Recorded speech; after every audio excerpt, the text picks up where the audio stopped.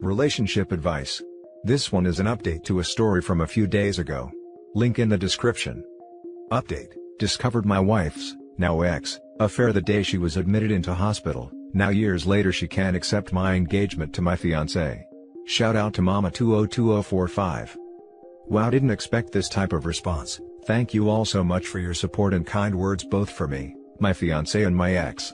It's sad that my situation with my ex and her abusive past isn't as uncommon as I thought. Reading some of your similar cases really makes one almost lose hope, but glad to see some people have recovered from them. Now for what has happened since my first post. First off, a big thank you to user Mama 202045 for your simple, yet amazing, advice. Saved us a lot of trouble. Now on to what has happened so far.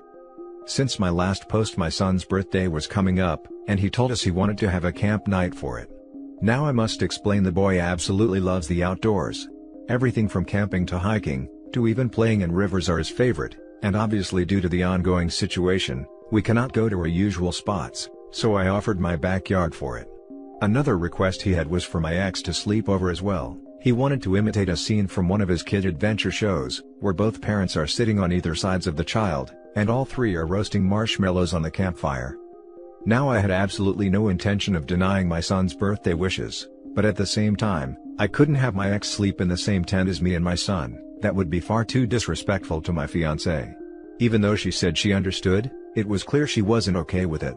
My ex seemed to take advantage of this and kept saying how much she was looking forward to spending the night with her two men, and even went as far as to buy a whole lot of camping equipment that would put Bear Grylls to shame. She was certainly trying to rub it in my fiancé's face, and wasn't graceful about it either.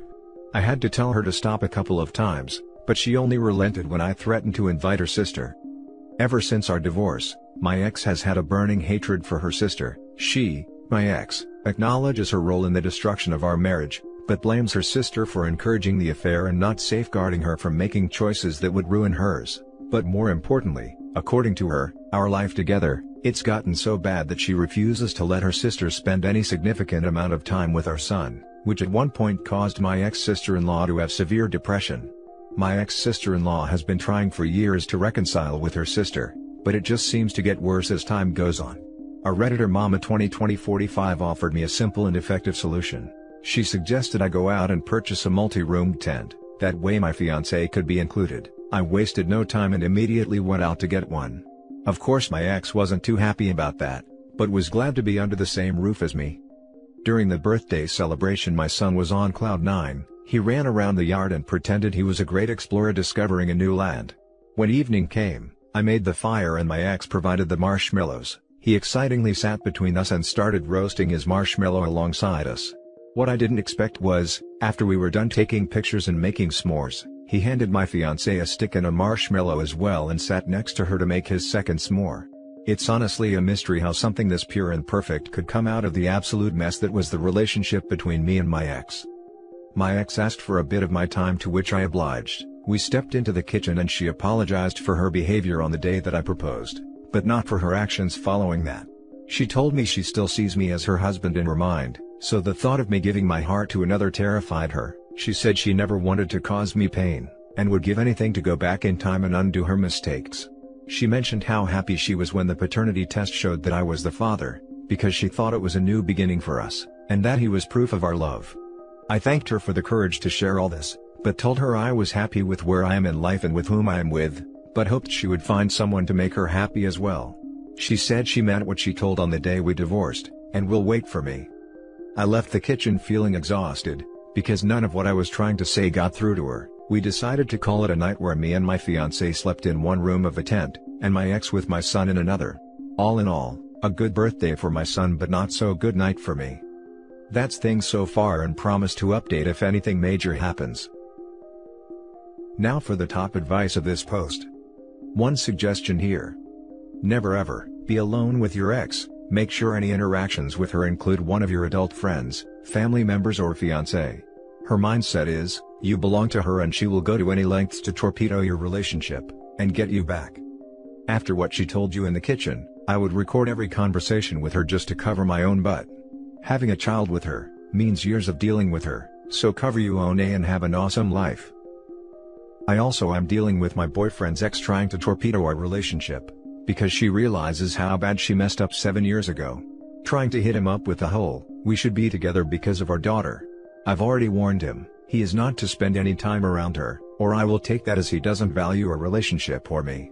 Exes that cheat and then pull the victim card are absolutely disgusting humans. I think I will be taking this suggestion. One thing I forgot to add is that she still has her old engagement and wedding rings.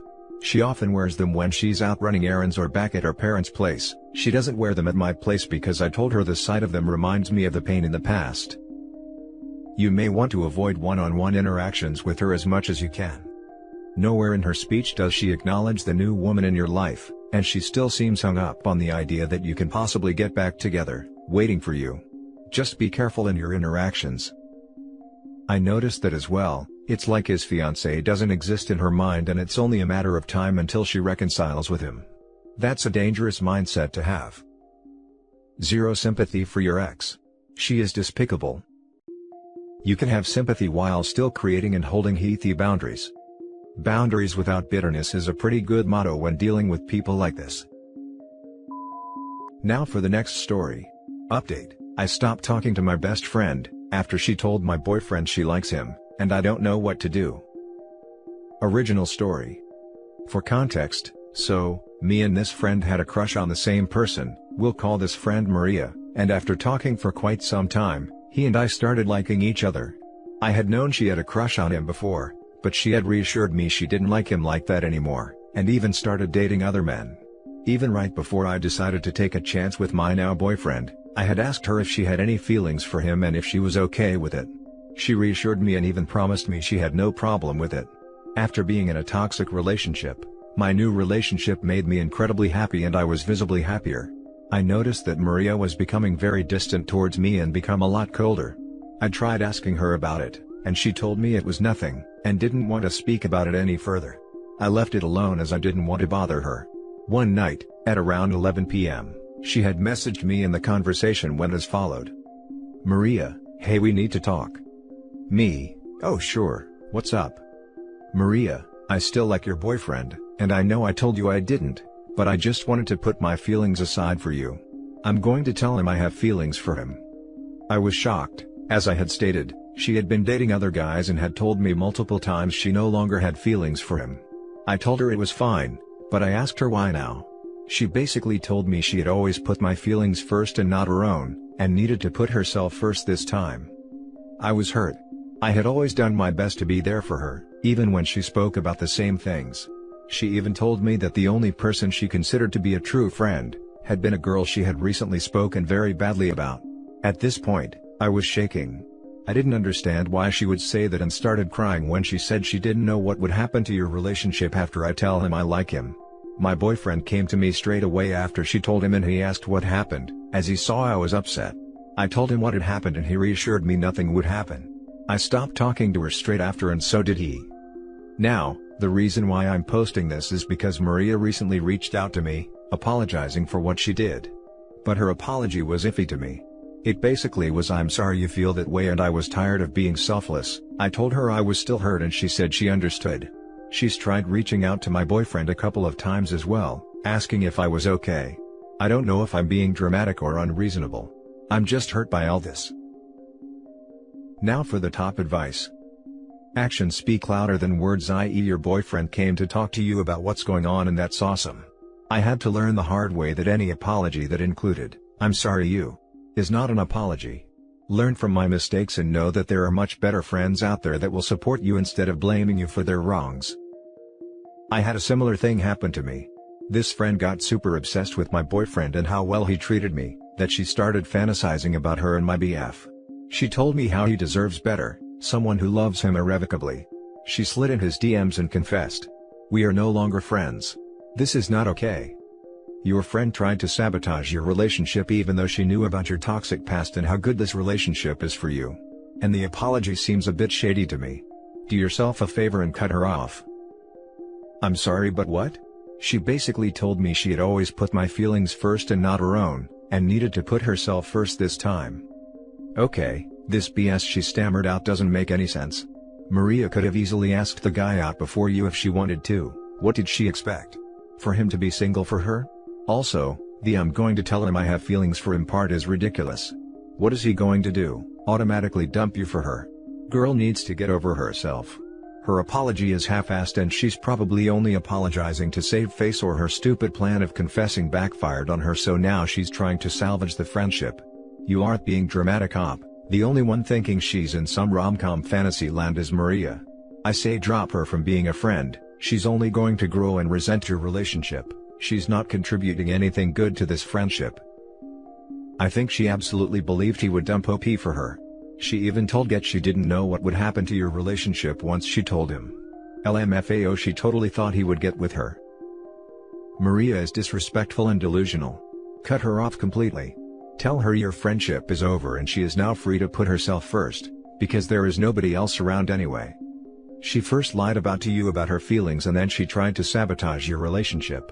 She actually thought that all she had to do was confess to him and he would immediately dump you and say, "Finally, Maria wants me." Huh? What the F was she even thinking? That the reason he was with you is because she hadn't told him she liked him, and now they could finally be together? And your boyfriend needs to tell her to stop texting him altogether. She is fake concerned about you as an excuse to keep communication with him. Now for the update. This is an update to a post I made a few days ago, and I just wanted to say thank you to all the people who took the time out of their day to comment advice and be supportive. I took the advice and had a talk with my boyfriend about her, and what I thought about everything. Neither of us had blocked her yet, but we didn't speak to her. He immediately told me he'd do whatever it is I wanted to make sure I'd heal from that betrayal, so we both agreed we wouldn't speak to her anymore and essentially cut her off.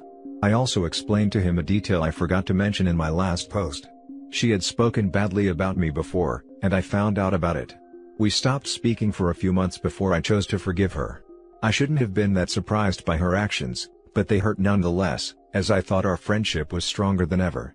I'm glad this happened as it made me realize how little our friendship meant to her, and allowed me to move on. My ex-friend and I used Instagram as our main source of communication. She deleted her account altogether. So I didn't get the opportunity to tell her that our friendship was broken, and I'd probably never forgive her for this. But I'm happy I don't have to deal with her drama anymore. This really hurt me. Again, thank you so much for the advice and support. It helped tremendously. Now let's read some comments. Some bridges are meant to be burned. I'm happy you don't have to deal with her anymore. Don't be distraught at the missed opportunity to tell her that your friendship was broken. She already knows. In fact, I bet dollars to donuts that she deleted the account to see just how far you'll go to get back in touch. Don't do it. In this situation, the best message you can send is by not sending one. Just keep on doing what you're doing in life. I'd also bet that after not trying to get in touch, within a month or two, she's going to try to reach out with apologies. It'll be up to you at that time to decide whether her apologies are crocodile tears, or actual tears. My personal opinion? You're better off without her. Every action in your original story stinks of jealousy and deception on her part. But to be fair, I haven't heard her story either. But I tend to lean on your original account. I guess the trash took herself out, LMAO. And that's it for this video, guys. If you have thoughts to share, leave a comment below. Don't forget to hit like and subscribe if you like this content. I'll catch you in the next one. Good day everyone.